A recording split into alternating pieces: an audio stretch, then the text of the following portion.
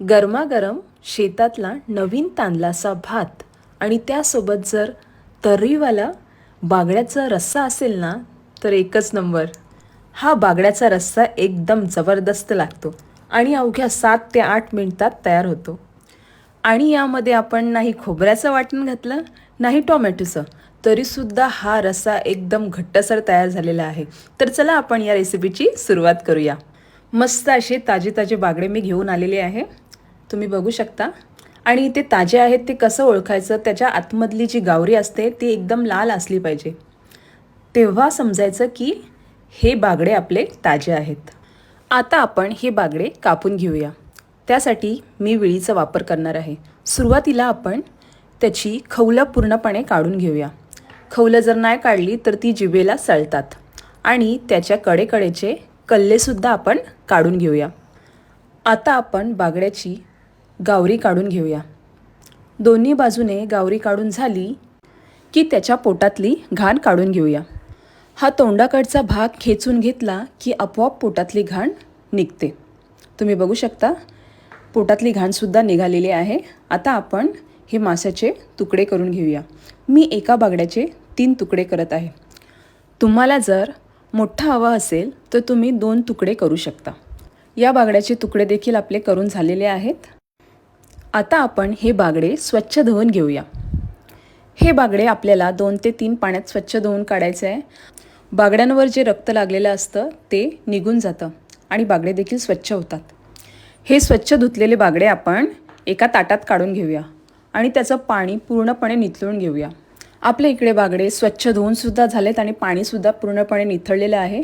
आता आपण चिंच भिजत घालूया. साधारण ही 1.5 चमचा मी इथे चिंच घेतलेली आहे. त्यामध्ये आपण अर्धी वाटी पाणी घालूया आणि 10 मिनिटे भिजत घालूया. कालवणाला घट्टपणा येण्यासाठी आपण इथे 1 चमचा तांदळाचं पीठ वापरणार आहोत. त्यामध्ये आपण पाणी घालून मिक्स करून घेऊया. साधारण मी इथे पाव वाटी पाणी घातलेलं आहे. हे मिश्रण देखील आपल्या इकडे तयार झालेलं आहे. आता आपण साध्या आणि सोप्या वाटणाची तयारी करूया. तर मी इथे 15 ते 20 लसणाच्या पाकळ्या घेतलेल्या आहेत, 2 हिरव्या मिरच्या आणि मुठभर एवढी कोथिंबीर. आता आपण हे सर्व साहित्य सुरुवातीला ठेचून घेऊया. आणि हे सर्व साहित्य ठेचून झाले की आपण ह्याला पूर्णपणे वाटून घेऊया. आपल्याला इथे दरदरीत नाही ठेवायचं आहे, पूर्णपणे वाटून घ्यायचं आहे. इकडे आपलं हिरवं वाटण देखील तयार झालेलं आहे. आता आपण कालवणाची तयारी करूया. तर कढईमध्ये मी इथे 3 चमचे तेल घातलेलं आहे. तेल गरम झालं की त्यामध्ये 6 ते 7 ठेचलेले लसूण घालूया आणि हे चांगलं परतवून झालं की त्यामध्ये तयार केलेलं वाटण घालूया. आणि हे वाटण आपल्याला पूर्णपणे शिजवून घ्यायचं आहे. जोपर्यंत तेल वर येत नाही तोपर्यंत आपल्याला हे शिजवून घ्यायचं आहे. इथे आपलं तेल देखील वर आलेलं आहे. आता आपण त्यामध्ये पाव चमचा हळद आणि 2.5 चमचे घरगुती कोळी मसाला घालूया. मला बऱ्याच जणांची कमेंट आली की तुम्ही घरगुती कोळी मसाला कसा तयार करता, तर त्याची व्हिडिओसुद्धा मी अपलोड करणारच आहे चॅनलवर. जर तुमच्याजवळ असा मसाला नसेल तर तुम्ही मच्छीसाठी 1.5 चमचा बेडगी मिरची पावडर, अर्धा चमचा काश्मीरी मिरची पावडर आणि अर्धा चमचा गरम मसाला हे सर्व साहित्य मिक्स करून तुम्ही मच्छीच्या कालवणासाठी वापरू शकता. इकडे आपले वाटण आणि मसाला देखील शिजलेला आहे. आता आपण त्यामध्ये भिजवलेली चिंच घालूया आणि ही देखील आपण शिजवून घेऊया. तुम्ही इकडे बघू शकता छानपैकी तेलसुद्धा वर आलेलं आहे. आता आपण ह्यामध्ये मगाशी आपण तयार केलेलं तांदळाचं पीठ घालूया. जेव्हाही आपण तांदळाचं पीठ घालतो तर आपण लगेचच कालत्याने हलवून घेऊया. जर थोडा वेळ थांबला तर त्याच्या गुठल्या तयार होतील. तांदळाचं पीठ देखील इकडे एकजीव झालेलं आहे. तेलसुद्धा वरती आलेलं आहे. आता आपण त्यामध्ये 1 ग्लास पाणी घालूया. तुम्ही याची कन्सिस्टन्सी बघू शकता. एकदम पातळ पण नाही आणि एकदम घट्टसर पण नाही आहे. आता याला उकळी येईपर्यंत वाट बघूया. यामध्ये आपण चवीपुरतं मीठ घालून घेऊया. तुम्ही इकडे बघू शकता या कालवणाला छानपैकी उकळी आलेली आहे. आपण इकडे 2 ते 3 उकळी काढून घेऊया. नंतरच हे बागड्यांचे तुकडे यामध्ये घालूया.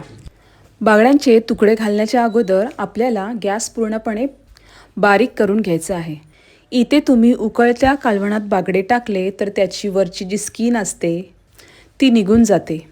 आता आपण या कालवणाला फक्त 1 उकळी काढून घेऊया. कुठल्याही मच्छीचं कालवण असू दे, मच्छी शिजायला वेळ लागत नाही. आता आपण वरून थोडी कोथिंबीर घालूया. आपल्या इकडे मस्त असा तर्रीवाला बागड्याचा रस्सा तयार झालेला आहे. तुम्ही बघू शकता हे कालवण किती घट्टसर झालेलं आहे. आणि असं तर्रीवालं हे बागड्याचा रस्सा बघून कोणाच्याही तोंडाला पाणी सुटेल.